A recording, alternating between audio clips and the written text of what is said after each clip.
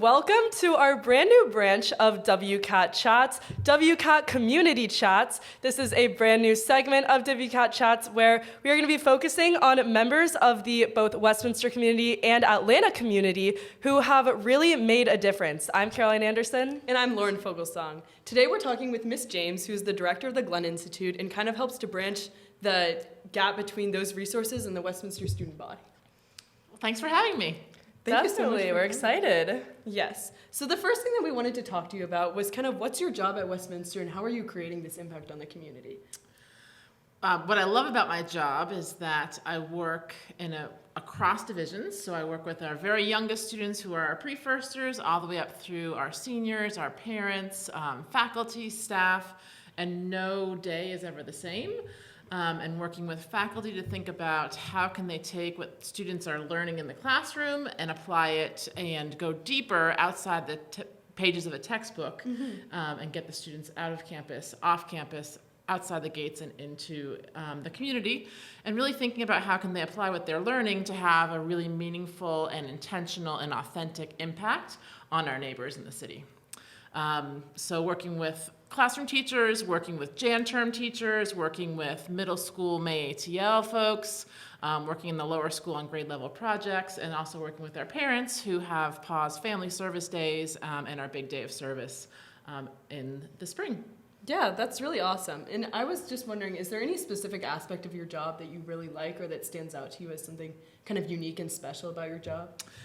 Yeah, I love the fact, I think I said it, that no 2 days are ever the same. I love the fact that I get to interact with both students, faculty, staff, and parents, and also our community partners. I feel like I've really learned a lot about the city through my job, understanding some of the systemic issues that exist in our city, understanding how our community partners work together to address those issues, and also working with our incredible faculty, staff, and students to think about how can they use their particular talents and knowledge and curriculum to help our students get engaged with some of the things that are happening in our city.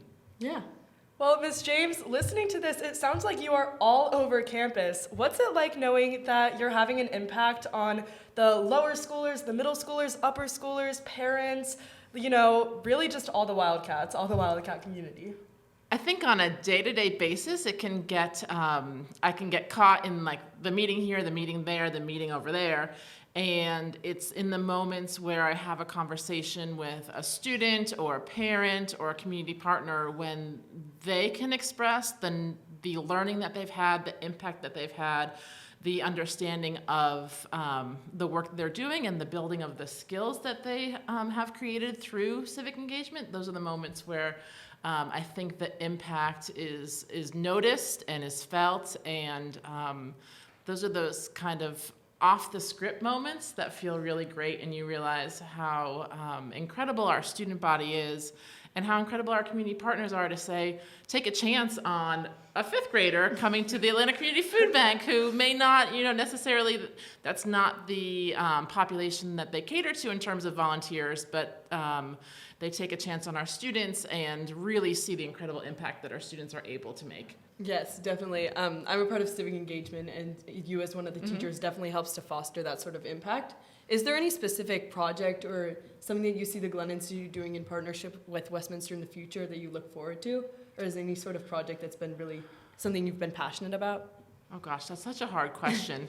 I was just creating our annual impact report with Miss Dent, who also works in the Glenn Institute, and it's a fun moment at the end of each year to really look back through our calendar and see the work that has been done across divisions and cross-divisionally, and to really start looking by the numbers, but not only that, but as the qualitative impact of student experiences. And I think in looking back at this year, of course, Civic Engagement Fellows, this is our second year, and I think we've grown and really thought about how can our students be really good stewards and sort of facilitators of the social impact grant. So that's been really fun to see how that has changed.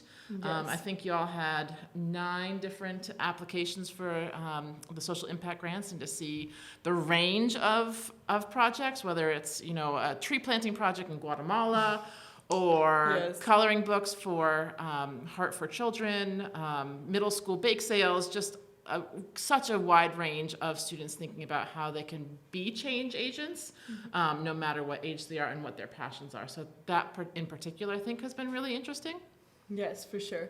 And do you mind giving just a quick summary of kind of what this civic engagement is all about? I know some people are familiar with the classes, but it might be good. Sure. Just thinking about how do we afford and create opportunities for our own Westminster students and our greater Westminster community to really think about what does it mean to be a neighbor, and how do we connect and engage with those in the city around us, because we are a school in Atlanta, and then how do we learn from and work with our neighbors? Yeah, thank you. Yeah.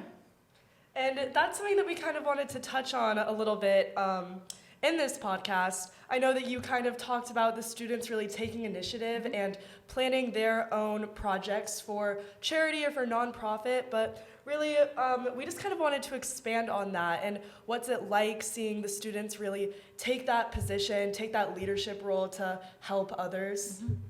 It's really, that's another piece that goes back to the question that you asked about, one of the fun things about the job is to move from our littlest students, like in 5th grade, they have a course called Catapult, where they're really starting to think about what does it mean to be a philanthropist, and philanthropist being like the broad definition of philanthropy, so not just giving of your money, but really thinking about how do you use your time, talent, treasure, voice, and network to create that sort of impact and connection that you want to have on the community. And I know that your future speakers will be able to talk about that. But with our youngest students, they're really just starting to think about what do they care about, and what does it mean to be a 5th grader in the world, and what are the things that keep you up at night, and what are the things that you're passionate about. And some of our littlest students have the greatest and loudest voices, which I love, because they're not at that point where they're afraid to really speak out and be outspoken. In middle school, you kind of get to that point where students are starting to think about, okay, well, what does that mean to me socially as well? And who is my social group? Who are my kind of rings of influence and spheres of influence? And how do I use my voice to kind of create change within my own spheres of influence? And trying to figure out where your role is in that. And then in upper school, really starting to work through with students to think about how do I create a project from beginning to end, and a project that's meaningful and really thinks about the educational piece, bettering your own understanding, bettering the community's understanding, and really thinking about advocacy and education as a piece of the change making that happens. And it's messy. I mean, I love that part of it. It can be really messy, and we talk about that in Civic Engagement Fellows, that oftentimes the process is not going to go in the linear fashion that you lay out, but it's that circuitous route and map that you take that sometimes new discoveries are made, new passions are found. There can be moments of big highs and low lows, and I think you'll probably find that same theme in reoccurring when you talk to other community leaders. But it's definitely a fun process, and I love my job. And you mentioned kind of the idea of like finding your voice as something for students. Is there any suggestions you have in terms of how people can kind of identify an interest like this and kind of make an impact on that? Because I know there are definitely many like issues that I find very interesting, but I don't necessarily know the steps that I need to take to kind of create an impact or to make a change. Do you have any suggestions to students or other people who might be interested in something like this? It's definitely a great question. I think you need to do your homework. I think you need to research. It's great to have a voice. It's really even better to have an informed voice, to be able to, think about the facts and think about the actual issues that exist and what are the underlying kind of building blocks in place around those issues. I think that can go a long way when you are talking to others, when you're talking to community partners. When you are reaching out, that's a huge piece of kind of creating an initiative, is thinking about who are the correct community partners to reach out to and actually having that conversation, because emailing is great, but a lot of times you do actually have to follow up with a phone call and like, how do I articulate what I am passionate about or my idea, and being able to talk to adults about your ideas and think about what you're passionate about is really important. And practice with your friends. You can always practice with Miss Dent or myself or Miss Horn in the upper school, and then be persistent and tenacious about it, because that's when you're going to see change happen. Mm-hmm. And I think persistence is also definitely something that's important when it's such a difficult process, and sometimes, as you mentioned earlier, it's definitely not linear. Yeah. So perseverance is something that definitely students seems to be an important quality. Yeah. And I think also a little bit of humility, and the understanding that what you think may be the right idea, and there's no harm in going into a conversation thinking that you have one idea, but really in the process of having a conversation, deeply listening to what your partner is saying, because what they are saying may be really reshaping kind of the original idea that you came with. So being willing to be open and listen well, and then react upon reflection of what you hear. 100%. And it's so great to hear that, our Westminster students of all age in the lower school, the middle school, and in the upper school are all learning this and are really all experiencing this, which is just amazing. Mm-hmm. And we're definitely all very fortunate to have this opportunity in this partnership with the Glenn Institute to have kind of these resources that give us the ability to create projects like this. And I was also kind of interested, did you have anything in specific that kind of gave you this interest in this career, or did you always see yourself doing this? No, I didn't. I was actually a biology major and pre-med undergrad, and ended up teaching middle school science a couple of years out of college. And in teaching middle school science, decided that I really liked the idea of teaching, but I didn't really love the idea of being held to assessments and numbers as showing student learning. And so I went back to grad school, and I studied experiential education, which led me here to Westminster in the Discovery program, which is our outdoor ed program.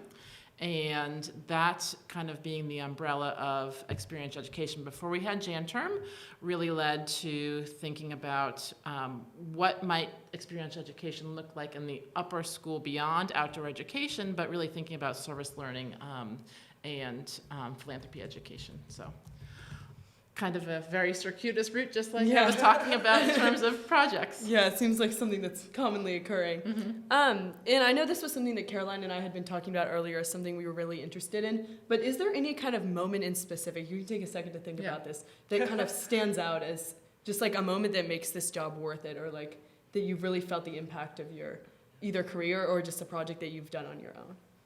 Wow. Yeah, it's definitely a big question. Definitely a little bit lower. Yeah. But I don't know that I can think of like a specific moment right now, but I can think of lots of like specific moments. I think anytime a human connection is made and our students, our Westminster students, get to see the world beyond themselves, those are the moments that make the work that we do, the work that the Glenn Institute does really valuable. And I think it's those moments where connections are made, especially when they are between folks that may not travel in the same circles. Mm-hmm. But it's those moments of understanding that we are all more alike than we are different.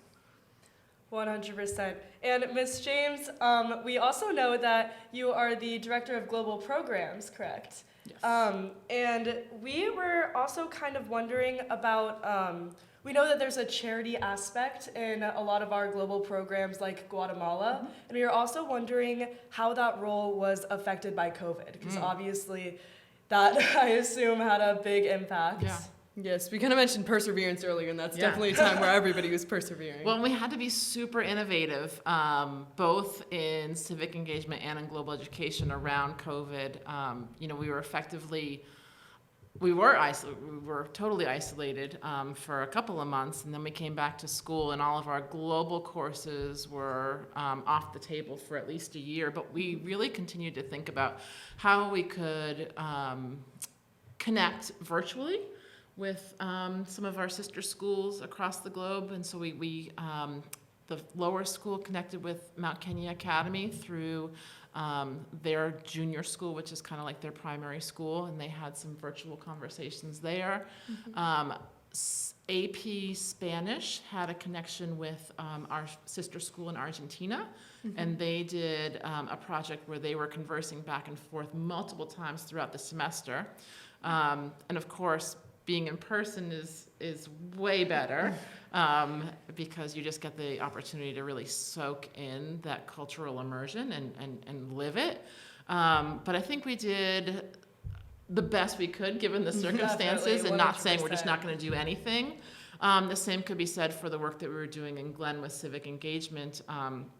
Nonprofits shut their doors to us, and understandably so, and we weren't allowed to do field trips for a very long time.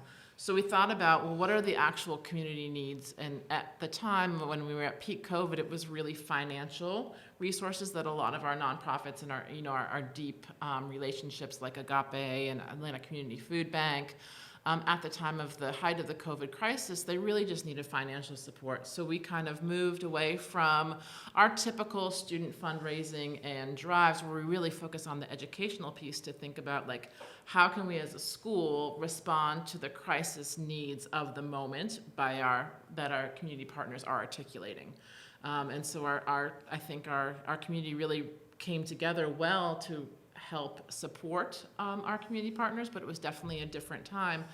And as we've moved away from the height of the crisis and our volunteer opportunities are opening up, we've really had to start to think about, and we were kind of the leaders in getting our students back off campus and creating protocols that didn't exist. If y'all remember, like, riding on the buses with our masks on, but really thinking about how do we continue to do this great work with ever-shifting parameters and protocols, but really being committed to doing the work. Definitely. It was definitely a time where everybody was kind of adapting, and it's kind of comforting to see that those things that we rely on still stayed intact, and we were able to do the best that we could do, obviously. And I was kind of wanted to talk about a little bit what those global programs look like now that they're kind of able, not fully ramped up, but we're able to kind of get back into the old norm, kind of what those programs look like and how the impact is made on the community through kind of Jan Term and those global trips, and as well as like civic engagement. So interestingly enough, coming out of the height of COVID, we ended up with Jan Term plus our summer programs this year having the most amount of global courses that we've ever had, and the most amount of student interest that we've ever had. So it's a really interesting moment, I think, in our career at, like, our story at Westminster to say our students are passionate about connecting globally, and how do we think creatively and intentionally about creating opportunities for that. I think Jan Term has also really continues to shape our global opportunities so that our summer programs are a little bit more aligned with what our Jan Term global opportunities are. So not just simply trips for tourism's sake, but really thinking about, like, what is the learning that you want to do beyond the experience, what's the place-based learning that you want to do in the particular location that you're going to, and what are the connections that you want to make, and how do you want to grow as a global citizen. And those are kind of the threads that are interwoven between all of our global courses. Not all of our courses have a service component. Our one course that is really deeply service learning focused is Guatemala, and that's a longstanding partnership with From Houses to Homes, which is a Guatemalan-based organization, and we partner with the on-the-ground organization there to build and provide resources for Houses to Homes. Definitely, all the global programs really just offer an amazing experience to students. I know I'm excited for this summer, where I'll be going on the marine biology trip and the Camino de Santiago with our very own Mr. Searle, who also goes on the Guatemala trip, really works with Houses to Homes, and it's just great to see all of that. We wanted to touch on Guatemala especially, had to give Mr. Searle that credit being here in the WCAT studio.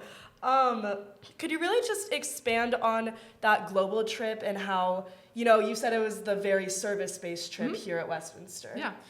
I had the opportunity to travel this summer for the very first time, sorry, not this summer, this Jan term with the Guatemala group, and it was absolutely incredible. I love seeing the WCATs on campus and saying hello and thinking about the experience that we had, building the house, working together with the Guatemalan Masons to really create something over the course of 5 days that is a sustainable and sound structure for the family that we worked with. And that type of experience, I think, brings together people in a way that is sometimes really difficult to do on the campus of Westminster, where you're in one class for 70 minutes and you're going to the athletic fields and you're just disjointed in creating a community because you have all these little pockets of community. And when you're together and having an experience, and you all are sharing that same history and reflections, you build a community, I think, that's different. And that's been shown year after year of, I think there's been 20 plus visits to Guatemala. It would be really interesting to see the total number, and I'm sure that Sorrel could pull that out of his hat.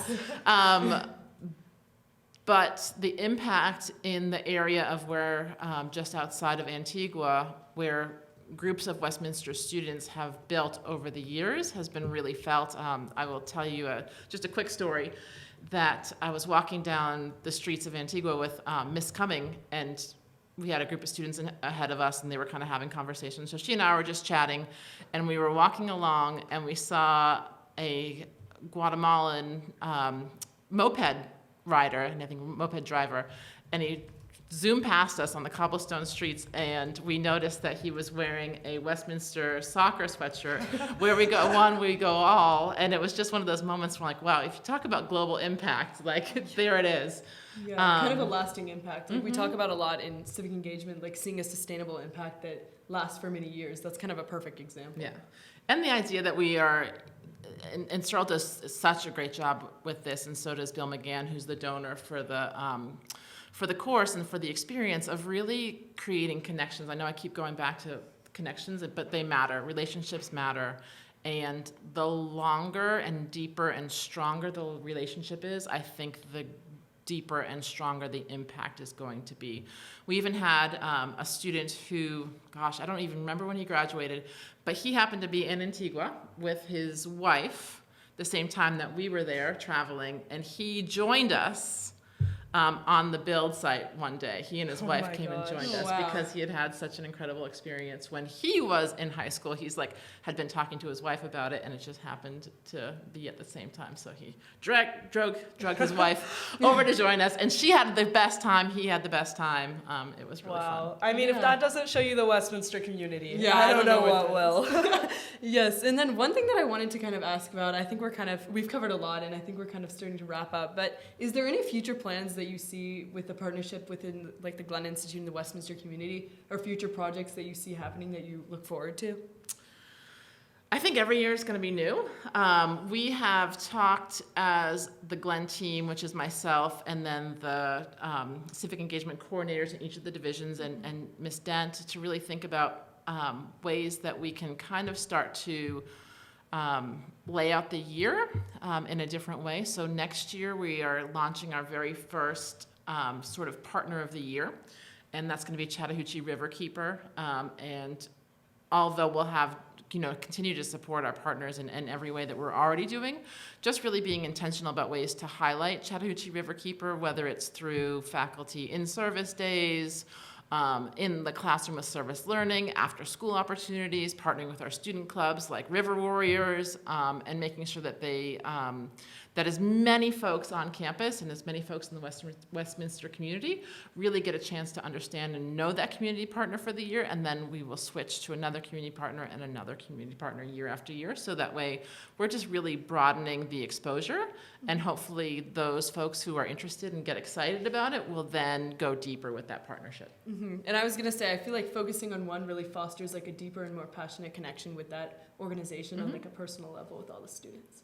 That is definitely exciting to hear, and I know I can't wait to see that. Yeah, lots to look forward to. But, well, Miss James, any final words of advice you want to leave our Wildcats with? That's also a hard question. I feel like I should have like a good quote to end with, but I don't. So I'm just gonna say, follow your heart, use your voice, and don't ever give up on the incredible person that you are. Thank you, and thank you so much for joining us today. It's been a wonderful time chatting with you and getting to kind of talk about this incredible initiative that Westminster has. Awesome. Well, thank you both for having me. This has been course, wonderful. Definitely. Thank you all for tuning in, and we will see you next time. Thank you.